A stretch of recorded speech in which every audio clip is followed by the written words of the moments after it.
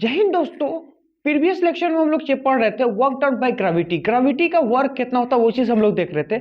उसमें सबसे important point हम लोग ये चीज़ देखे थे कि वर्क डन बाय ग्रेविटी में हम लोग अगर देखें तो वर्क डन बाय ग्रेविटी को हम लोग लिखते कैसे हैं, तो उसमें हम लोग देखे थे वर्क डन बाय ग्रेविटी में कि mg का फोर्स यानी जितना फोर्स लग रहा है mg का उसको और उससे मल्टीप्लाई करना है s से। s का मतलब क्या, डिस्प्लेसमेंट ऑफ ए डिस्प्लेसमेंट हमको किसका चाहिए, जिस पॉइंट पे उसका फोर्स लग रहा है, यानी mg का फोर्स जिस पॉइंट पे लग रहा है उसका डिस्प्लेसमेंट चाहिए in the direction of a force.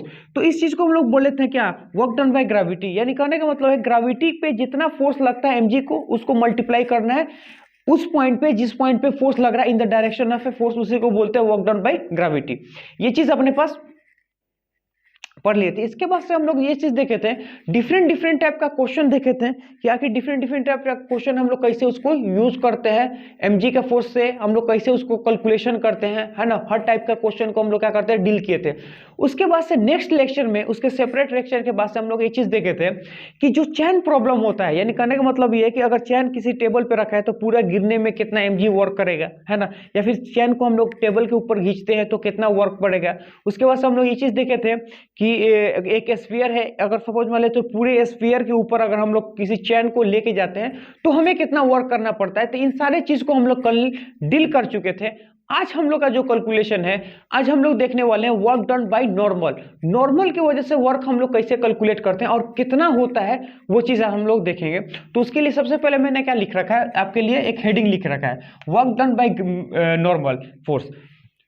Normal force के कारण कितना वर्क होगा वो चीज हमें निकालना है। उसके लिए मैंने देखिए तो करना हमें तो क्या है, बेसिकली क्वेश्चन ही करना है। तो आपके लिए मैंने 5 क्वेश्चन आपके सामने लिख रखा है। क्या लिख रखा है क्वेश्चन, उस चीज को देखिए।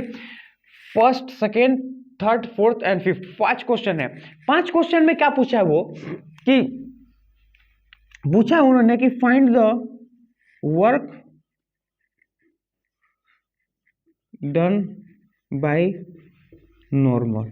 नॉर्मल के द्वारा कितना वर्क होता है वो चीज हमें पता लगाना। अब इन 5 फिगर को देखिए और हमें क्या निकालना है, वर्क डन बाय नॉर्मल निकालना है। कैसे निकालेंगे, तो बेसिक फॉर्मूला हमें पता है कि अगर हमें कुछ नहीं पता होता है तो हमें एक फॉर्मूला पता होता है। क्या होता है कि वर्क इज इक्वल टू बोले force into delta S into cos theta, यानी mod of magnitude of force, magnitude of delta S यानी डिस्प्लेसमेंट इनटू कॉस थीटा। जब हमारा फोर्स कांस्टेंट होता है तब हम लोग क्या करते हैं, ये फॉर्मूला को लगा सकते हैं। और यहाँ पे देखिए कि अगर सब केस में देखेंगे तो नॉर्मल का फोर्स हमारा पास क्या होता है, कांस्टेंट होता है, इसीलिए हम लोग ये फॉर्मूला को लगा सकते हैं। अब सबसे पहली बात है कि यहाँ से नॉर्मल देखेंगे तो हमें पता है कि नॉर्मल हम लोग कैसे निकालेंगे। देखिए इस केस में अगर बोले mg नीचे है, नॉर्मल ऊपर है, और ये देखेंगे तो इसके डायरेक्शन में यानी वर्टिकल डायरेक्शन में कहीं जा नहीं रहा। इसका मतलब है नीचे वाला फोर्स और ऊपर वाला फोर्स दोनों क्या होगा, आपस में बराबर हो जाएंगे। इसका मतलब है कि इस केस में अगर नॉर्मल का बात बोले तो नॉर्मल का केस अगर देखें तो यहाँ पे कितना होता है, mg का होता है, और यहाँ पे देखेंगे तो कंपोनेंट तोड़ देंगे mg cos थीटा हो जाएगा। तो इन 5 क्वेश्चन में बताना है हमारा ये चीज देखिएगा कि हमें सबसे पहली बात है कि नॉर्मल का फोर्स निकालना है। तो नॉर्मल एक प्रकार का ऐसा फोर्स होता है जो कि सरफेस के परपेंडिकुलर लगता है, यानी normal always act perpendicular to the surface. Surface के परपेंडिकुलर हमेशा क्या होता है, नॉर्मल को लगता है। तो अब यहां से ये चीज देखिएगा कि हमें अगर बात करना है कि सरफेस के परपेंडिकुलर लगता हो नॉर्मल, लेकिन यहां पे देखिएगा कि नॉर्मल अगर बात बोले कि सरफेस के परपेंडिकुलर ये और सरफेस के परपेंडिकुलर ये, और यहां से बात करेंगे तो यहां से देखेंगे तो ये भी सरफेस के परपेंडिकुलर है, लेकिन यहां से देखिएगा जो डिस्प्लेसमेंट होता है सरफेस के एलोंग होता है, लेकिन जो फोर्स है वो सरफेस के परपेंडिकुलर है। इसका मतलब यह है कि डिस्प्लेसमेंट और फोर्स के बीच में कितना डिग्री है, 90 डिग्री। क्यों, देखिए अब मैं ये से बोलूंगा कि फर्स्ट क्वेश्चन को देखिए, mg का फोर्स अगर बोले नीचे है तो नॉर्मल फोर्स हमारा क्या होगा, ऊपर। ये हमारे पास क्या है, mg का फोर्स है, नीचे लगता है mg का फोर्स, ऊपर लगता है नॉर्मल फोर्स। और इस डायरेक्शन में क्या होता है, उसका डिस्प्लेसमेंट होता है ना। इस डायरेक्शन में क्या होता है, डिस्प्लेसमेंट होता है। अब यहाँ पे ये चीज देखिएगा कि यहाँ से वो आ रहा तो कुछ इस तरह से, है ना, ये mg का फोर्स है। अब यहाँ पे देखिएगा कि जो नॉर्मल का फोर्स अगर हम बात करें तो ये नॉर्मल का फोर्स है और इधर डिस्प्लेसमेंट है। तो यहाँ से देखेंगे हम कि इनके बीच में 90 डिग्री, इनके बीच में भी 90 डिग्री, है ना। और यहाँ पे देखिएगा कि कहने का मतलब ये कि हमारा ये पूरा मैंने फ्लैट नहीं है, ऊपर नीचे ऊपर नीचे ऊपर नीचे करके आ रहा है। इसका मतलब यहाँ पे ये चीज देखेंगे कि इस डायरेक्शन में अगर हम बोले तो ये हमारा क्या है, नॉर्मल है, और इधर क्या है, डिस्प्लेसमेंट है। यानी हर एक पॉइंट पे देखेंगे तो नॉर्मल सरफेस के परपेंडिकुलर होगा, लेकिन इसका डिस्प्लेसमेंट जो होता है सरफेस के एलोंग होता है। इसलिए इन दोनों केस में अगर हम लोग बात करें तो नॉर्मल की वजह से वर्क कितना होगा, 0 हो जाएगा तीनों केस में, फर्स्ट, सेकेंड एंड थर्ड। इसका सिंपल सा रीजन ये होता है कि डिस्प्लेसमेंट और फोर्स के बीच में कितना होता है, 90 डिग्री। वो इसलिए होता है क्योंकि नॉर्मल हमेशा सरफेस के परपेंडिकुलर लगता है और ये सरफेस के एलोंग जा रहा है, तो दोनों के बीच में कितना एंगल हो गया, 90 डिग्री। तो ये 1 2 3 क्वेश्चन में देखेंगे तो 0 हो जाएगा। ठीक, अब अच्छा फोर्थ केस। फोर्थ केस में क्या देखते हैं कि एक आदमी होता है जो सीढ़ी से नीचे आता है, यानी डे बाय डे लाइन में अगर हम बात करें, हम लोग क्या करते हैं, सीढ़ी के ऊपर जाते हैं या सीढ़ी से उतरते हैं, है ना। तो ये भी आदमी जो है वो भी क्या कर रहा है, सीढ़ी से नीचे उतर रहा है या सीढ़ी से ऊपर चढ़ रहा है। तो अब हम वो बात करते हैं कि आखिर चलने का जो प्रोसेस है, तो उसमें देखेगा हमें पता है कि अगर मैं यहाँ पे खड़ा हूँ, हमें एक स्टेप ऊपर जाना है। मैं क्या बोला, मैं यहाँ पे खड़ा हूँ, हमें एक स्टेप ऊपर जाना है, तो मैं ऐसे पैर रख के फिर दूसरा पैर ऐसे उठाता हूँ, फिर एक पैर को रखते हैं, दूसरा पैर उठाते हैं। इसका मतलब यहाँ पे ये चीज देखेंगे कि जिस पैर को वो रखता है, जिस पैर को वो रखता है नीचे की तरफ, नॉर्मल उस पर लगता है, लेकिन वो जब चलता है यानी जिसका डिस्प्लेसमेंट होता है उसके ऊपर फोर्स नहीं लगता है। अब कैसे, देखिए मान लेते हैं वो यहाँ पे आएगा, तो ये अपने पास वो आदमी है। तो अब यहां से ये चीज देखेगा कि ये तो उसका हाथ हो गया, यहाँ पे पैर है, उसके बाद से एक पैर यहाँ पे है। तो यहां से देखेगा कि जो उसके ऊपर बात करेंगे हम लोग कि नॉर्मल का फोर्स, अगर हम बात करें कि ये वाला फोर्स हमारे यहाँ भी, ये वाला जो पैर है यहाँ पे फोर्स, यहां से देखेंगे तो फोर्स तो यहां लग रहा है, लेकिन डिस्प्लेसमेंट हो रहा है दूसरे वाले पे। समझ में आ रहा है ना। इसका मतलब ये है कि जिस पैर पे वो रखा हुआ है तो नॉर्मल हमेशा उसके ऊपर लगता है, लेकिन डिस्प्लेसमेंट के किसको हो रहा है, जिस पैर पे नॉर्मल नहीं लग रहा है। यानी जिस पे नॉर्मल लगता है उसका डिस्प्लेसमेंट नहीं होता है, लेकिन जिस पे नॉर्मल नहीं होता है उसका डिस्प्लेसमेंट होता है। तो यहां से बोलेंगे यहाँ पे वर्क क्या होगा, 0 होगा, क्योंकि point of application of force जो होता है वो हम लोग को मूव नहीं करता, इसलिए पॉइंट ऑफ एप्लीकेशन जो होता है डिस्प्लेसमेंट कितना होता है, 0 होता है। क्योंकि जिस पॉइंट पे वो अपना पैर रखता है उसके ऊपर नॉर्मल लगता है, लेकिन जैसे वो स्टेप बढ़ाता है तो जिसका स्टेप बढ़ता है यानी जिसका डिस्प्लेसमेंट होता है उसके ऊपर कोई वर्क नहीं रखता है, क्योंकि वो एयर में होता है और हवा में होता है, तो इसकी वजह से भी वर्क 0 होगा। और यहाँ पे आता है फिफ्थ क्वेश्चन। फिफ्थ क्वेश्चन में क्या है, सपोज मान लेते हैं हमारे पास एक हॉरिजॉन्टल कोई ऐसा बोर्ड है, उस बोर्ड के ऊपर हम लोग क्या करते हैं, एक पेपर को रख देते हैं, और हम लोग क्या करते हैं कि इस पेन को क्या करते हैं, इस पेपर के ऊपर रोटेट कराते हैं, यानी हम लोग लिखते हैं। बेसिक फॉर्मूला क्या होता है, बेसिक चीज ये होता है कि सपोज मान लेते हैं कि अपने पास कोई ऐसा पन्ना है ना। अब हम पन्ने को तो हम क्या करते हैं, ऐसे हॉरिजॉन्टल में रख दिया ऐसे, और हम क्या कर रहे हैं कि इसके ऊपर ऐसे कुछ है ना, ऐसे क्या करें, राउंड मार दिए। तो जैसे हम इसके ऊपर राउंड मारते हैं तो हम ये चीज देखते हैं कि हमेशा जो नॉर्मल होता है ना, नॉर्मल सरफेस के परपेंडिकुलर लगता है, लेकिन जब हम लिखते हैं तो एलोंग द सरफेस लिखते हैं। समझ में आया ना। यानी कहने का मतलब है कि हम अगर लिखेंगे तो सरफेस के एलोंग लिखेंगे, लेकिन फोर्स कहाँ लगता है, सरफेस के परपेंडिकुलर, क्योंकि नॉर्मल हमेशा क्या होता है, सरफेस के परपेंडिकुलर होता है। तो यहां से ये चीज देखेंगे कि जो नॉर्मल का फोर्स होता है, अगर सपोज मान लें ऐसे कुछ हम जैसे ऐसे लिख रहे तो हम लिखेंगे ऐसे, और ऐसे लिख रहे हैं ना, तो हमेशा ये सरफेस के परपेंडिकुलर यानी नॉर्मल जो होगा वो बाहर की तरफ होगा, है ना। लेकिन अगर लिखते किससे, इस सरफेस में है, यानी लिखते तो हम सरफेस के ऊपर हैं, ये सरफेस के ऊपर लिखते हैं, लेकिन नॉर्मल हमेशा क्या होता है, इसके परपेंडिकुलर ही होता है। तो यहां से देखेंगे तो इन सारे केस में अगर हम बात करेंगे तो नॉर्मल का फोर्स डिस्प्लेसमेंट हमेशा क्या होता है, 90 डिग्री होता है। यहाँ पे चीज देखिएगा कि लिखे तो हमारा इसमें है, यानी कहने का मतलब है कि नॉर्मल जिस पे लगता है, जिस पॉइंट पे नॉर्मल लगता है वो लगता है परपेंडिकुलर, लेकिन चलता क्या है, एलोंग दो। तो इन 4 केस में देखेंगे 1 2 3 4 केस में कि नॉर्मल और डिस्प्लेसमेंट के बीच का एंगल कितना होता है, 90 डिग्री। लेकिन यहाँ पे देखेंगे कि जिस पॉइंट पे फोर्स लगता है, यानी जिस पॉइंट पे फोर्स करने का मतलब है कि जिस पैर पे फोर्स लगता है उसका डिस्प्लेसमेंट कितना होता है, 0, लेकिन जिस पे फोर्स नहीं लगता उसका डिस्प्लेसमेंट कितना होता है, एयर में होता है, वो जिसके ऊपर फोर्स नहीं लगता उसका डिस्प्लेसमेंट होता है। इसलिए सारे केस में अगर हम लोग बात करें तो वर्क डन क्या होगा, 0 होगा। तो मैं यहां से लिख सकता हूं in all the cases, in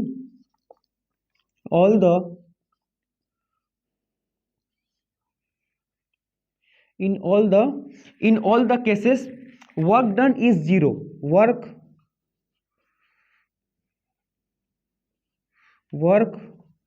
done is 0 because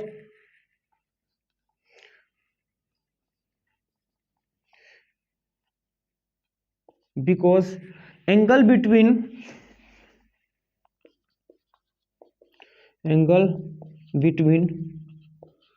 force and displacement is 90 degree. अब जब फोर्स और डिस्प्लेसमेंट के बीच में होगा 90 डिग्री तो कॉस का वैल्यू कितना हो जाएगा 0। इसका मतलब क्या होगा 0 डिग्री, है ना। तो ऐसे हम लोग क्या करते हैं निकाल सकते हैं। अब आपके पास क्या है नेक्स्ट क्वेश्चन देखिए। नेक्स्ट क्वेश्चन में क्या बोलता है, नेक्स्ट क्वेश्चन में ये चीज बोलता है कि एक हमारे पास कोई ऐसा लिफ्ट है ना, सपोज मान ली ये है, तो इस लिफ्ट को देखेंगे तो ये लिफ्ट हमारा क्या होता है ए एक्सेलरेशन से ऊपर की तरफ जाता है, यानी ये हमारे एक प्रकार से लिफ्ट है। और ये जो लिफ्ट है ना, लिफ्ट कहां जा रहा है ऊपर की तरफ जा रहा, वो कितना से ए एक्सेलरेशन से, ठीक। लेकिन इस लिफ्ट के अंदर है ना एक ब्लॉक रखा हुआ है जिसका मास कितना है m, यानी m ब्लॉक लिफ्ट के अंदर रखा हुआ है। और लिफ्ट के अंदर देखेंगे तो एक आदमी बैठा हुआ है और एक आदमी कहां बैठा हुआ है ग्राउंड पे। यानी कहने का मतलब है कि एक आदमी लिफ्ट के अंदर है और एक आदमी लिफ्ट के बाहर है, और दोनों क्या कर रहा है, दोनों जो है वो इस लिफ्ट को ऑब्जर्व कर रहा है। यानी कहने का मतलब कि ब्लॉक को ऑब्जर्व कर रहा है। हमें पता है कि अगर लिफ्ट के ऊपर ये रखा है तो नॉर्मल तो ऑब्वियसली बात है कि लगेगा, क्यों mg नीचे है, और कहने का मतलब mg नीचे है और उसको बैलेंस करने के लिए क्या है नॉर्मल ऊपर है। लेकिन यहाँ पे देखेंगे तो इस ब्लॉक पे देखेंगे तो ब्लॉक पे mg नीचे लग रहा और नॉर्मल कहाँ लग रहा ऊपर के डायरेक्शन में, और इसका एक्सेलरेशन कितना ए हो रहा।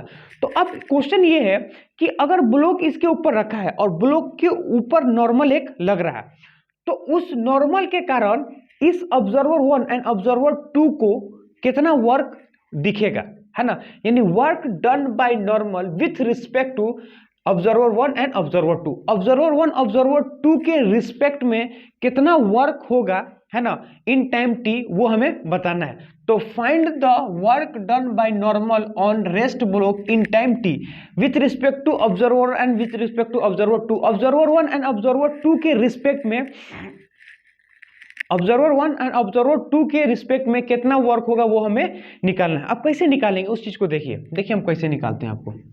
तो सबसे पहली बात है कि हमें रिस्पेक्ट में निकालना है। किसके रिस्पेक्ट में, तो सबसे पहले बात करते हैं ऑब्जर्वर के लिफ्ट के रिस्पेक्ट में, है ना, यानी ऑब्जर्वर 1 के रिस्पेक्ट में। तो मैं लिखूंगा वर्क डन बाय नॉर्मल, है ना, with respect to observer 1। Observer 1 के कारण वो कितना होगा, तो हमें पता है कि बेसिकली देखेंगे तो यहाँ पे कहा और ये कांस्टेंट एक्सेलरेशन से चल रहा है। इसका मतलब ये है कि इसके ऊपर जो नॉर्मल लगता होगा वो भी क्या होगा कांस्टेंट होगा। तो कांस्टेंट वर्क फोर्स के कारण जो वर्क होता है उसका फॉर्मूला क्या होता है, उसका जो फॉर्मूला होता है उसका होता है mod of F and mod of delta S into cos theta. ये चीज अपने पास हो गया। अब हमारे पास ये देखिएगा फोर्स जो होता है, जो फोर्स होता है ना फोर्स, अब वो हमें क्या करना है नॉर्मल निकालना है। तो सबसे पहले बात है नॉर्मल निकालते हैं, है ना। पहले बात है क्या है नॉर्मल निकाल लेते हैं, क्योंकि हमें जिस पॉइंट का फोर्स चाहिए, फोर्स हमारे पास क्या है नॉर्मल का फोर्स चाहिए, तो नॉर्मल फोर्स नहीं पहले निकालते हैं। तो हम क्या करते हैं इसका एफबीडी बनाते हैं, है ना। तो एफबीडी बनाएंगे एफबीडी। अब हम लोग क्या बनाएंगे एफबीडी। तो देखिए इसका एफबीडी हम लोग कैसे बनाते हैं।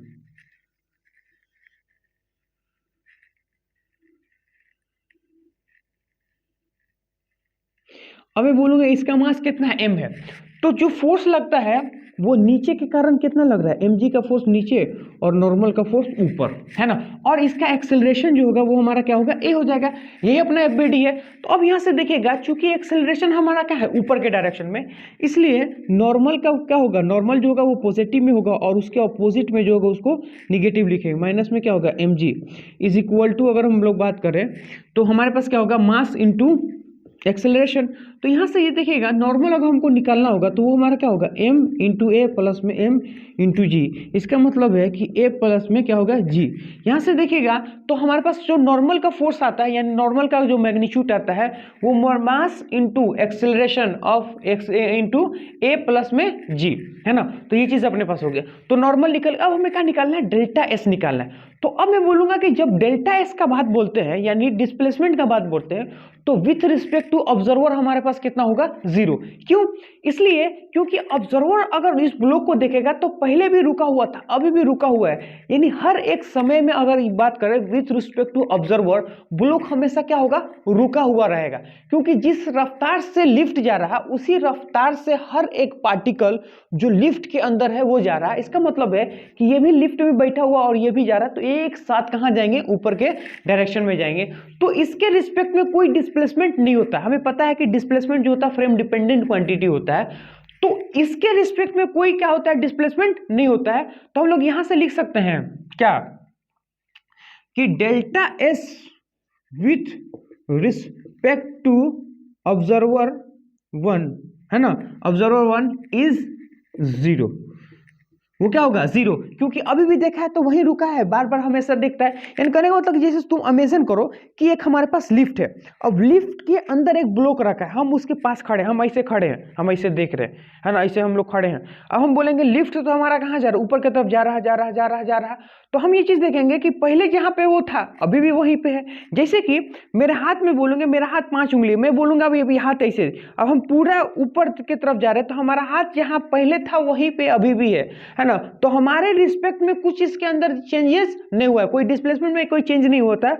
उसी तरह जहाँ पे ब्लॉक रखा है वो वहीं पे रखा हुआ है। हम लोग क्या करें, साथ एक के साथ मूव करें, यानी जितना हम मूव करें उतने वो भी मूव कर रहा है। इसलिए वो कहा है कि हमारे रिस्पेक्ट में वो हमेशा क्या होता है, रुका होता है। इसलिए हम लोग क्या बोलते हैं, डिस्प्लेसमेंट जो होगा वो क्या होगा, 0 हो जाएगा। इसलिए जो वर्क होगा ना, work done by normal with respect to observer 1 जो होगा वो कितना हो गया, 0 हो गया। तो ये चीज पहला बात, ठीक। उसके बाद से आता है हमारे पास क्या है, सेकंड, है ना। सेकंड किसके निकालना है, विथ रिस्पेक्ट टू ऑब्जर्वर। अब हम बात करेंगे कि वर्क डन, अगर हम लोग बात करें work done by normal due to the observer 2, वो कितना होगा। तो उसके लिए भी हम लोग क्या करेंगे, मैग्नीट्यूड ऑफ फोर्स का magnitude into delta S into क्या होगा, cos theta, which is equal to, अब हमारे पास फोर्स कहाँ है, अब देखिएगा हमारे पास जो फोर्स होगा, फोर्स जो हमारे पास नॉर्मल, अब जो नॉर्मल का फोर्स जो होता है वो इसके रिस्पेक्ट में देखो या किसी के रिस्पेक्ट में देखो, फोर्स जो होता है वो इंडिपेंडेंट ऑफ फ्रेम होता है। तो इसको हम लोग क्या कर सकते हैं, यहाँ हम लोग लिख सकते हैं। देखिए हम लोग कैसे लिखते हैं, तो हमारे पास A प्लस में जी, तो फोर्स तो हमारे पास आ गया। अब हमें क्या निकालना है, डेल्टा एस। डेल्टा एस का मतलब क्या होता है, डिस्प्लेसमेंट होता है। ये चीज हमें पता है कि ये पूरी रफ्तार कितना है इसका, A एक्सेलरेशन से, यानी कहने का तो पूरा ब्लॉक जो है, यानी पूरा लिफ्ट जो है वो A से चल रहा है, यानी A एक्सेलरेशन से चल रहा है। तो हम ये चीज बोल सकते हैं कि इसका एक्सेलरेशन यानी ब्लॉक का एक्सेलरेशन कितना होगा, A। अब यहां से देखेगा तो हम लोग ये बोलेंगे क्या, हमको चाहिए डिस्प्लेसमेंट। अब डिस्प्लेसमेंट हम लोग कैसे निकालेंगे, उस चीज को देखिए। अब हमें डेल्टा एस निकालना है, तो देखिए डिस्प्लेसमेंट हम कैसे निकालते हैं। हमें पता है कि S is equal to u t plus में हाफ ए टी स्क्वायर, ये चीज हमारे पास है ना। अब यहां से देखेगा कि यू टी अगर बात करें तो ये हमारे पास क्या होगा, 0 होगा, इसलिए 0 हो जाएगा ये हमारे पास, क्योंकि ये क्या लिख रहा है, स्टार्ट फ्रॉम रेस्ट। अगर शुरू में ही स्टार्ट वो 0 है, इसका मतलब उसका वेलोसिटी, इनिशियल वेलोसिटी कितना होगा, 0 हो जाएगा। अब यहाँ से उसके बाद से क्या होगा, हमारा हाफ एक्सेलरेशन हमारा कितना है, जितना लिफ्ट का एक्सेलरेशन है उतना ही ब्लॉक का एक्सेलरेशन है, तो यहाँ लिख लेंगे कितना ए, और यहाँ से लिखेंगे टी का स्क्वायर। टी का स्क्वायर मतलब टाइम का स्क्वायर। तो हमको कितना चाहिए, on rest block in time T, time T में कितना होगा, तो टी स्क्वायर हम लोग यहाँ से लिख देंगे। तो हमारे पास कितना होगा, ए टी स्क्वायर बाई 2। ये हमारे पास कितना हो गया, ये हमारे पास हो गया डिस्प्लेसमेंट। तो अब हमारे पास फोर्स मिल चुका है, ये डिस्प्लेसमेंट को लिख देंगे तो काम बन जाएगा। इसका मतलब ये है कि अगर हम लोग बात करें डिस्प्लेसमेंट को हम लोग क्या करें, यहाँ पे पुट कर देंगे, तो कितना होगा, half a t square, half a t square. तो ये हमारा क्या होगा, डिस्प्लेसमेंट। लेकिन ये डिस्प्लेसमेंट किसके रिस्पेक्ट में है, ग्राउंड के रिस्पेक्ट में है, इसलिए यहाँ पे बोलेंगे तो जो फॉर्मूला जो हमारे पास ए प्लस में G into A square A into T square divided by 2, ये चीज अपने पास हमारे पास हो गया। तो ये हमारे पास क्या है, work done by normal on observer 2। Observer 1 के लिए ये रुका हुआ था, इसलिए क्या होगा, 0 हो जाएगा।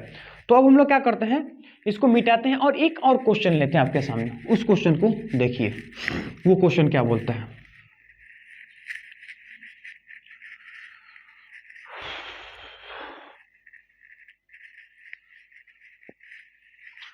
अब वो क्वेश्चन क्या बोलता है, क्वेश्चन ये है कि सपोज मान लेते हैं कि एक हमारे पास कोई ऐसा चेंबर है लाइक दैट, है ना, कुछ ऐसा चेम्बर है। और इस चेम्बर में बोले कि अगर सपोज मान लेते हैं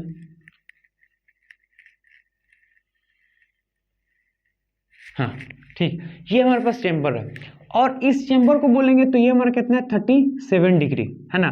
तो ये हमारे पास क्या एंगल है। और ब्लॉक का बात बोले तो ये हमारे पास क्या है, ऐसे कुछ इस प्रकार से ब्लॉक है जिसका मास क्या है m है ना, m मास का ब्लॉक है, m मास का क्या है हमारे पास ब्लॉक है। तो अब मैं बोलूंगा कि इस सपोज मान लेते हैं v जो होता है कांस्टेंट वेलोसिटी से ये चल रहा है ना। यहां से बोलेंगे तो v इज इक्वल टू क्या होता है, कांस्टेंट वेलोसिटी से चल रहा है, इसका मास क्या है m है और वो कांस्टेंट वेलोसिटी इस डायरेक्शन में चल रहा है। तो उन्होंने अगर ये चीज पूछ ले कि यहाँ पे सपोज मान लेते हैं कि एक ऑब्जर्वर जो है हमारा पास वो कुछ यहाँ पे बैठा हुआ है ना, वो यहाँ पे है और जो कि रेस्ट पे है ना, और एक ऑब्जर्वर यहाँ पे है जो कि रेस्ट पे है, ये भी रेस्ट पे है, ये भी रेस्ट पे है। लेकिन यहाँ पे देखिएगा ये with respect to ground rest पे है, लेकिन ये हम क्या बोलेंगे, ये with respect to ground rest पे है, लेकिन ये क्या है with respect to lift rest पे है। अब उन्होंने क्या बोला है, उन्होंने ये चीज बोला है कि if block is at rest, if block is at rest with respect to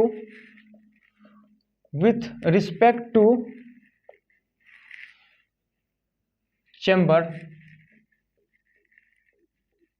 है ना, इसको हम लोग चेम्बर बोल रहे हैं। If block is at rest with respect to chamber then find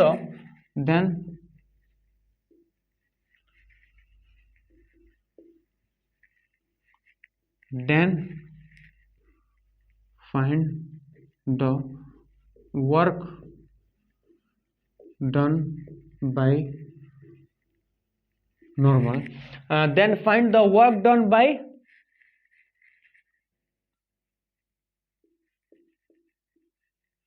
normal, then find the work done by normal on block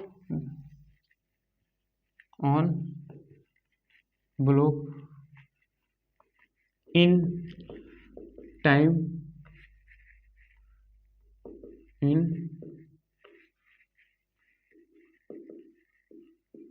t, हमको क्या करता है किसी टाइम t में हमको चाहिए। अब हम लोग इसको कैसे निकालेंगे वो चीज समझने की कोशिश कीजिए। देखिए सबसे पहली बात है कि दो ऑब्जर्वर है, ऑब्जर्वर 1 और ऑब्जर्वर 2, लिख सकते हैं कि विथ रिस्पेक्ट टू ऑब्जर्वर 1, इसको बोल रहे हैं ऑब्जर्वर 1 और इसको बोल रहे हैं observer 2, with respect to observer 1 and observer 2।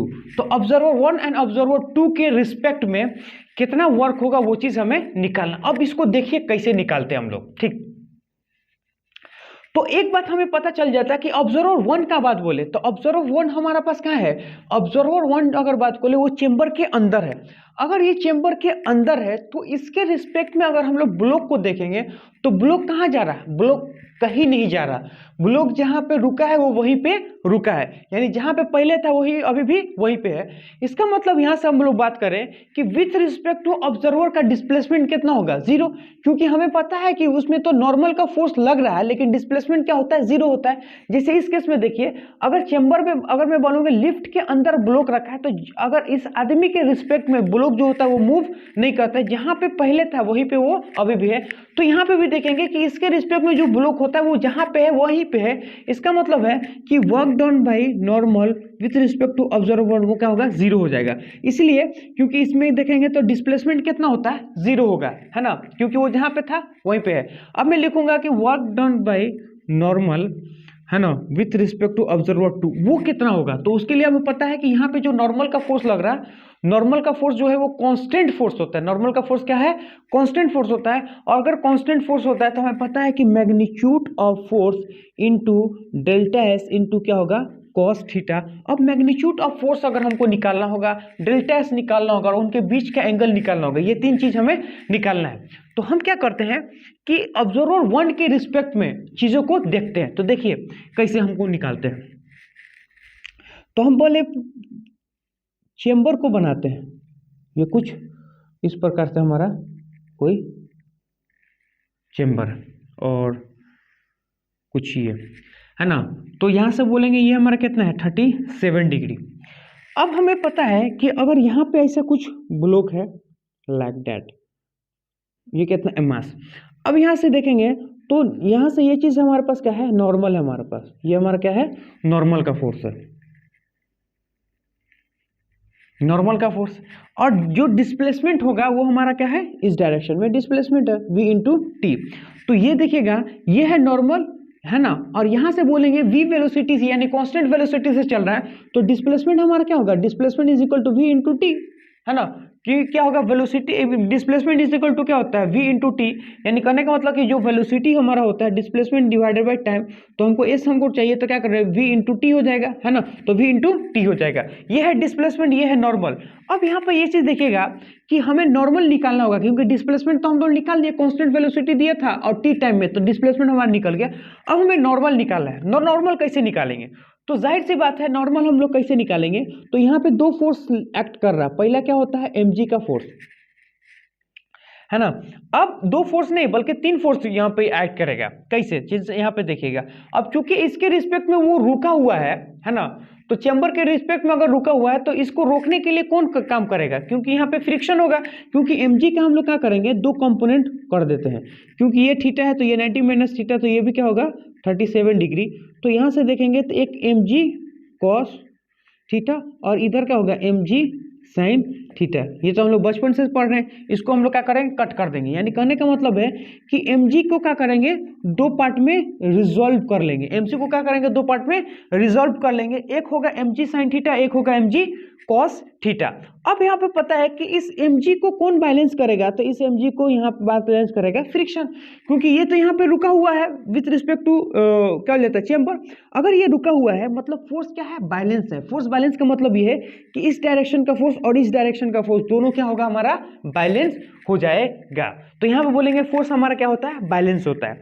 तो अब हमें नॉर्मल निकालना है, तो परपेंडिकुलर टू द, ये क्या बोलेंगे, ये wedge perpendicular to the wedge and along the wedge, दोनों क्या होगा, बैलेंस होगा। इसका मतलब है कि नॉर्मल का बात बोले तो नॉर्मल इज इक्वल टू हमारा कितना होगा, mg cos 37, mg cos 37। यानी mg cos 37 का बात बोलेंगे तो कितना होगा, वो होगा mg cos 37 का बात बोलेंगे तो 4 बाई कितना होगा 5, यानी m4 mg by 4 mg by 5, 4 mg by 5, ये चीज हमारे पास हो गए नॉर्मल का फोर्स। अब डिस्प्लेसमेंट हमको ये चीज पता है, अब इन दोनों के बीच का एंगल निकालना है ना। क्योंकि हमें तो ये पता चल गया, ये पता चल गया, हमें ये चीज पता करना है। वो कैसे होगा, वो चीज देखिए। ये है 37, तो हमें पता है कि ये भी हमारे पास कितना होगा 37, क्योंकि ये यहाँ बोल के ये हमारा स्ट्रेट लाइन है, तो ये एंगल दोनों क्या होगा, बराबर होगा। तो मेरे को पता है कि इस नॉर्मल और सरफेस के बीच में कितना होता है 90 डिग्री। नॉर्मल और सरफेस के बीच में कितना होता है 90 डिग्री। इसका मतलब ये है कि ये हमारा 37 है, तो ये हमारा कितना होगा 53 डिग्री। अगर मैं बोलूंगा ये हमारे पास कितना है 53 डिग्री, तो यहाँ से अगर हम लोग बात करें कि वर्क डन अगर हम लोग निकालें तो फोर्स हमारे पास कितना होता है, तो फोर्स है हमारे पास वो कितना होगा 4 mg डिवाइडेड बाई 5, और डिस्प्लेसमेंट कितना होगा v इंटू टी। और इनके बीच का एंगल हम लोग बात करें तो इनके बीच का एंगल जो होगा वो कॉस कितना होगा 53 डिग्री। तो यहाँ से बात करेंगे 4 mg by 5 v into T, और कॉस 53 डिग्री, कॉस 50 डिग्री के बाद अगर हम लोग बोले तो कितना होगा 3/5 हो जाएगा। तो कितना होगा 12 mg v into T divided by 25। तो यहां से हम लोग क्या कर सकते हैं, निकाल सकते हैं। तो ये कुछ ऐसे क्वेश्चन था, है ना। तो ये तो हमारे पास क्वेश्चन हो गया। अब हम लोग क्या करते हैं, एक और क्वेश्चन लेते हैं और उसको हम लोग देखते हैं कि आखिर उसमें कैसे हम लोग सॉल्व करते हैं। वो क्या होता है उस चीज को देखिए।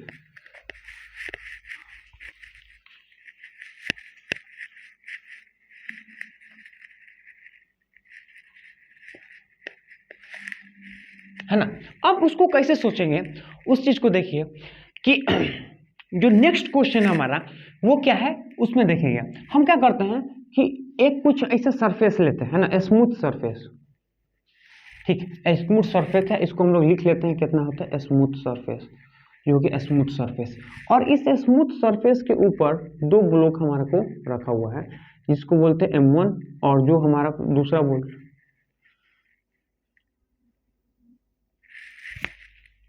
ये है M1 और यहाँ पे देखेंगे इसके पीछे जो होगा वो क्या होगा M2 होगा। और यहाँ से देखेंगे तो फोर्स लगता है F, यानी कहने का मतलब है कि F फोर्स हमारे पास लग रहा।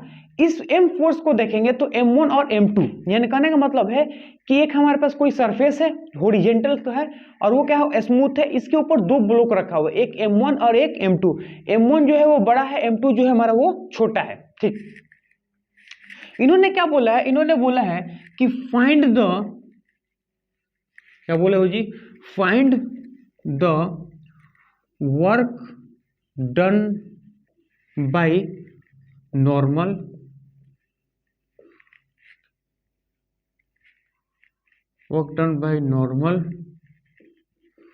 Force on M1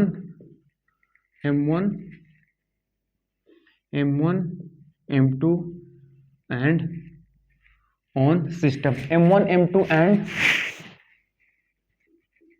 system, M1 और M2 एंड सिस्टम पे तो हमें क्या चाहिए, find the work done by normal force on M1 M2 and system, पूरे सिस्टम पे हमको चाहिए। अब हम लोग कैसे निकालेंगे, तो सबसे पहली बात है कि देखिए कि हमें निकालना है M1 M2 एंड सिस्टम पे। ठीक, हमें पता है कि सबसे पहले बात अगर M1 निकालना है तो सबसे पहले हमें क्या निकालना होगा, नॉर्मल निकालना होगा और उसके डिस्प्लेसमेंट और उनके बीच का एंगल। तो सबसे पहली बात है कैसे सॉल्व करेंगे, तो अगर हमें डिस्प्लेसमेंट चाहिए या नॉर्मल भी चाहिए तो हम क्या करेंगे, हम ऐसा मान रहे हैं कि दोनों क्या होता है एक साथ चल रहे हैं, यानी कहने का मतलब है हम ऐसा मान रहे हैं कि दोनों एक साथ मूव कर रहे हैं। जैसे ये हमारा M1 है, ये हमारा M2 है, तो हम यहाँ पे अगर सपोज मान उसको हम लोग धक्का लगा रहे हैं तो हम ये चीज देख रहे हैं कि दोनों क्या होता है एक साथ चल रहे हैं। मान जैसे हम इसको धकेलेंगे ना तो दोनों क्या होगा एक साथ चलेंगे। तो हम ये मान रहे हैं कि दोनों क्या होता है एक साथ मूव करेंगे। अब मान क्या रहे हैं ऐसे ही मूव ही करेगा, तो हम बोलेंगे क्या होगा, मूव टुगेदर, है ना। मैं ये चीज बोलूंगा क्या कि मूव टुगेदर, एक साथ मूव करेगा। अब चूंकि एक साथ मूव करेगा तो हम मान के चलते हैं कि इसका एक्सेलरेशन कितना होता है, a होता है। ठीक, तो हमें पता है कि एक्सेलरेशन का बात बोलें कि total force divided by total mass, तो टोटल फोर्स हमारे पास कितना है वो होता है F, टोटल मास हमारा कितना है M1 प्लस में M2, तो ये हमारे पास क्या हो गया, एक्सेलरेशन हो गया। अब हम क्या बोलते हैं, इसको हम लोग फ्री बॉडी डायग्राम बनाते हैं। देखिए कैसे बनाते हैं, तो अगर मैं बोलूंगा कि जो M2 है हमारा, ये हो गया M2, इस M2 को अगर देखेंगे तो इसका एक्सेलरेशन कितना होगा a, क्योंकि पूरा सिस्टम क्या हो रहा है a से जा रहा है। अगर पूरा सिस्टम हो रहा है a से एक्सेलरेट कर रहा है, इसका मतलब ये है कि हम ये चीज बोलेंगे पूरा सिस्टम अगर a से जा रहा है, हम किसी एक इंडिविजुअल को बना रहे हैं, यानी सिर्फ हम M1 को नहीं सिर्फ M2 को बना रहे हैं। तो M2 का बात करें तो उसका एक्सेलरेशन कितना होता है, a होता है। तो इसका एक्सेलरेशन कितना a, तो यहां से बात बोलेंगे तो इसको हम लोग बोलेंगे, तो यहाँ पे देखेंगे तो सिर्फ और सिर्फ एक ही फोर्स है जो इसको एक्सेलरेट करा सकता है, जिसका नाम क्या है, नॉर्मल। यानी नॉर्मल एक ऐसा फोर्स है जो इसको क्या करेगा, एक्सेलरेट करेगा, क्योंकि इसके ऊपर कोई दूसरा फोर्स इस डायरेक्शन में लग ही नहीं रहा, सिर्फ एक ही फोर्स लग रहा है जिसको बोलते हैं नॉर्मल। तो यहां से बोलेंगे कि जो नॉर्मल इज इक्वल टू हमारा कितना होता है, इसका मास और इसका एक्सेलरेशन, इसका मास हमारा कितना है M2, इसका एक्सेलरेशन हमारा कितना होता है, यहाँ से निकाल लेंगे। तो यहाँ से देखेंगे तो ये हमारा क्या था, M1 प्लस में M2, तो ये हमारा पास क्या हो गया, नॉर्मल हो गया, M2F divided by M1 plus में M1 प्लस में क्या होगा, M2। तो यहाँ से ये चीज़ देखिएगा कि नॉर्मल का जो अगर हम बात करें, नॉर्मल का जो फोर्स का बात बोले तो नॉर्मल का अगर हम लोग बात करेंगे तो हमारे पास कितना होता है, normal is equal to M2 into F divided by M1 plus में M2, नॉर्मल का फोर्स मिल गया। अगर हम बात करें M1 का बात, तो M1 पे भी अगर बात करें तो नॉर्मल हमेशा क्या होगा, equal and opposite, equal and opposite, एक तो इधर जा रहा और दूसरा हमारा इधर जा रहा, तो हमेशा क्या होगा, जो नॉर्मल का फोर्स होगा इक्वल एंड अपोजिट हो जाएगा। ठीक है, तो ये हमारा इक्वल एंड अपोजिट हो गया। तो अब हम देखेंगे तो नॉर्मल तो निकल गया, लेकिन अब हमें किस चीज की जरूरत है, अब हमें जरूरत है इसके डिस्प्लेसमेंट का। तो डिस्प्लेसमेंट कैसे निकालेंगे, तो हमें पता है कि अगर ये ए से एक्सेलरेट कर रहा है ना, हमें वर्क चाहिए, find the work done by normal force on m1 m2 and system in initial in time t, हमें टाइम t में चाहिए, है ना, in initial time t, in initial time t, initial time t में चाहिए। अब उसको इनिशियल टाइम t में हम लोग कैसे निकालेंगे, तो हमें पता है कि ये हमारा एक्सेलरेशन है, तो डिस्प्लेसमेंट इज इक्वल टू कितना होगा, ut प्लस में हाफ ए टी स्क्वायर। तो यहाँ से हम लोग क्या करेंगे, इसको मान लेंगे 0, तो s इज इक्वल टू हमारे पास कितना होगा, हाफ, एक्सेलरेशन कितना होता है, एक्सेलरेशन तो हमारा जो दे रखा है, एक्सेलरेशन हमारा ये होगा, तो वो हमारा कितना होगा, f divided by m1 plus में कितना हो गया m2 इंटू t का स्क्वायर। तो इनिशियली हमारे कितना थे, t टाइम में चाहिए, तो यहाँ पे क्या होगा, t का स्क्वायर हो जाएगा, तो यहाँ से लिखेंगे f T square divided by 2 m1 plus में कितना हो गया m2। तो ये चीज अपने पास हो गया, ये हमारे पास क्या हो गया, डिस्प्लेसमेंट हो गया। हमें नॉर्मल का चाहिए। अब देखो हम क्या करेंगे, उस चीज को देखिए, हम ये चीज बोलेंगे क्या कि work done by normal on m2 block, m2 block पे हमको वर्क डन बाय नॉर्मल चाहिए। तो सबसे पहली बात है कि अगर हमें पता है कि नॉर्मल फोर्स यहाँ पे क्या है, कांस्टेंट फोर्स है, तो जब भी कांस्टेंट फोर्स होता है तो उसके लिए फॉर्मूला हम लोग ने क्या रख रखा है, उसके लिए फॉर्मूला रखा है magnitude of force into delta S into cos theta which is equal to, अब डेल्टा, अब हम magnitude of force, magnitude of force हमारा है क्या, तो जिस फोर्स से आप निकाल रहे हैं, हम किस फोर्स को निकाल रहे हैं, नॉर्मल के फोर्स को, तो यहां पे क्या लिखेंगे, m2 f divided by m1 plus में क्या होगा m2 इनटू, है ना, तो ये हमारा फोर्स, डिस्प्लेसमेंट हमारा कितना होगा, ये हो गया, तो f into T square divided by 2 m1 plus में क्या होगा m2, m1 प्लस में m2। अब यहाँ से ये चीज देखिएगा कि ये हमारा f T square divided by m1 plus में m2 इंटू यहाँ से, तो हम क्या करेंगे m2 और डिवाइडेड बाई 2 को बाहर ले लेते हैं, यानी कि अगर बात बोले कि m2 डिवाइडेड बाई 2 हमारा क्या हो जाएगा, m2 डिवाइडेड बाई 2 हमारा आ गया बाहर, बाकी सब हमारा क्या हो जाएगा ब्रैकेट के अंदर, ये f और ये f का स्क्वायर हो गया, है ना, ये m ये m, तो क्या हो गया m1 प्लस m2 का भी स्क्वायर हो जाएगा, तो वो हमारा कितना हो गया, इसका स्क्वायर हो गया। तो ये हमारे पास क्या हो गया कि work done by normal on m2 block. अब हमें क्या निकालना है, m1 ब्लॉक पे। अब देखिए कैसे निकालेंगे, तो हम क्या करेंगे, पहले इसको मिटाते हैं,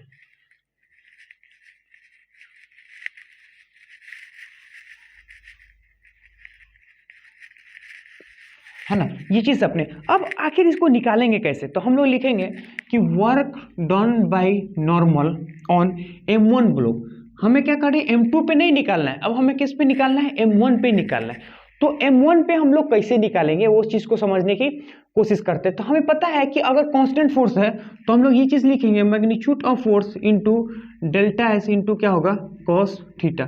तो ये चीज, अब सबसे पहले बात है कि मैग्नीट्यूड ऑफ फोर्स हमारा है कितना, तो मैग्नीट्यूड ऑफ फोर्स अगर बात करें तो नॉर्मल फोर्स तो दोनों के लिए क्या होगा, इक्वल एंड अपोजिट, तो फोर्स तो हमारा ये है, तो हम यहाँ पे लिखेंगे कितना, m2 into F divided by m1 plus में क्या होगा m2, ये चीज अपने पास हो गया। अब हमें क्या चाहिए, डेल्टा एस, तो डेल्टा एस हमारे पास है कितना, तो ये हमारा delta S F divided by T square 2 and m1 plus में m2, ये चीज है। लेकिन तो ये हमारे पास हो गया, ये हो गया। अब हमें कॉस थीटा चाहिए, तो अब ये कॉस थीटा का मतलब क्या होता है, डिस्प्लेसमेंट और फोर्स के बीच का हमें क्या है, एंगल है।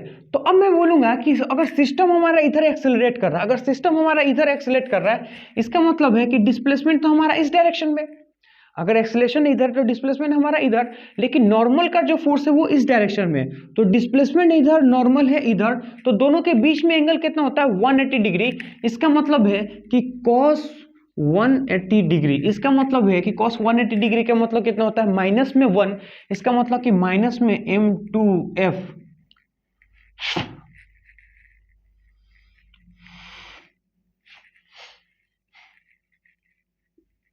m2f टी स्क्वायर, नहीं यहां से देखेंगे तो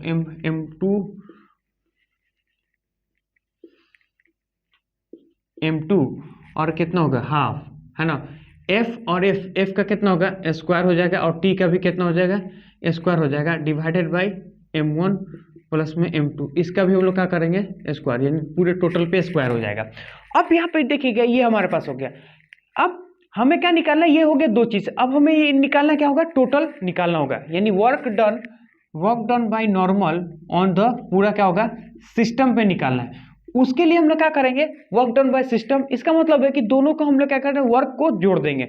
यानी कहने का मतलब है कि वर्क 1 प्लस में, यानी work done by normal on m2 plus में work done by normal on m1, दोनों को जोड़ देंगे। अब work done by normal m2 और work done by normal m1 पर देखेंगे तो यहाँ पे देखेंगे कि वर्क डन बाय नॉर्मल जो होता है m2 डिवाइडेड बाय 2 है ना, FTS divided by m1 plus में m2। इन पूरे को देखिए, इन सबको सारे चीज को देखिए, इन सारे चीज को और इनको देखिए, दोनों को अगर हम लोग देखेंगे तो दोनों हमारे पास क्या है इक्वल है, लेकिन अपोजिट है। क्यों, यहाँ पे m2 है, यहाँ पे भी m2 है, यहाँ पे हाफ है, यहाँ पे हाफ है। हमारा f इंटू टी है ना, डिवाइडेड बाई m1 प्लस में m2 का स्क्वायर है, यहाँ भी ft divided by m1 plus में m2 का स्क्वायर है। तो यहाँ पे देखेंगे और यहाँ पे देखेंगे तो दोनों में अगर देखेंगे तो दोनों का क्या है मैग्नीट्यूड सेम है, लेकिन जो डायरेक्शन होता है वो क्या होता है अपोजिट डायरेक्शन में होता है ना। यानी मैग्नीट्यूड तो सेम है लेकिन इसमें माइनस है, ये प्लस का हो ये माइनस का है। तो अब हम क्या करेंगे, दोनों को ऐड कर दे रहे हैं, दोनों को ऐड करेंगे तो यहाँ पे देखिए ये सबसे पहले बात क्या है हमारे पास m2 divided by 2 ft divided by m1 plus में क्या होगा m2 का स्क्वायर है ना। फिर यहाँ पे लिखेंगे माइनस में 2 डिवाइडेड बाई 2 है ना, f t divided by m1 plus में क्या होगा m2 का स्क्वायर। ये और ये दोनों हमारा क्या होगा जीरो हो जाएगा, यानी वर्क डन बाय नॉर्मल जो होगा वो क्या होगा हमारे पास, वो होगा सिस्टम पे होगा जीरो। अब हमें ये चीज देखिएगा कि अगर हमें लिखना होगा तो दो पॉइंट लिख लें। पहला बात पॉइंट क्या है हमारे पास, पहला पॉइंट ये है कि जो वर्क होता है वो पॉजिटिव भी होगा, निगेटिव भी होगा और जीरो भी होगा। क्यों, क्योंकि देखिए इस पॉइंट पे अगर देखेंगे तो इसमें क्या है वर्क डन बाय नॉर्मल जो होता है वो पॉजिटिव है, इसमें देखेंगे वर्क डन बाय जो नॉर्मल है वो क्या होगा निगेटिव है, लेकिन यहाँ पे देखेंगे वर्क डन बाय जो सिस्टम पे होता है वो क्या होता है जीरो होता है। इसका मतलब है कि यहाँ से एक पॉइंट हम लोग लिख सकते हैं कि वर्क डन बाय नॉर्मल में भी क्या होगा पॉजिटिव भी हो सकता है, निगेटिव भी हो सकता है और क्या होगा जीरो भी हो सकता है। पॉजिटिव निगेटिव और जीरो दोनों हो जाएगा, पॉजिटिव निगेटिव और जीरो दोनों हो जाए, तीनों हो जाएगा एक पॉइंट। लेकिन दूसरा पॉइंट हम लोग लिख सकते हैं क्या कि work done by normal on system is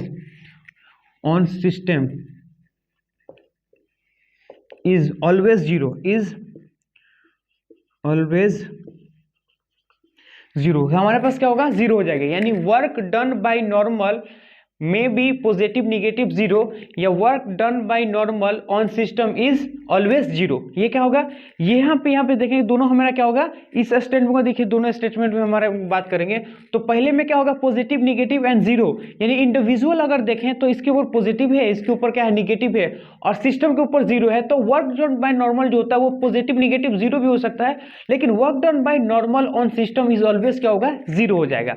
तो आज के लेक्चर को हम लोग क्या करते हैं समाप्त करते हैं, यानी वर्क डन बाय नॉर्मल हमने निकाल लिया है। अब हम लोग नेक्स्ट लेक्चर में देखने वाले हैं वर्क डन बाय फ्रिक्शन, यानी वर्क डन बाय फ्रिक्शन हम लोग कैसे निकालते हैं वो हम लोग नेक्स्ट लेक्चर में देखते हैं। तो अगर आप लोग को इस लेवल का कंटेंट अच्छा लग रहा है तो मेरे चैनल को करें लाइक करें सब्सक्राइब करें और शेयर करें। जय हिंद जय भारत।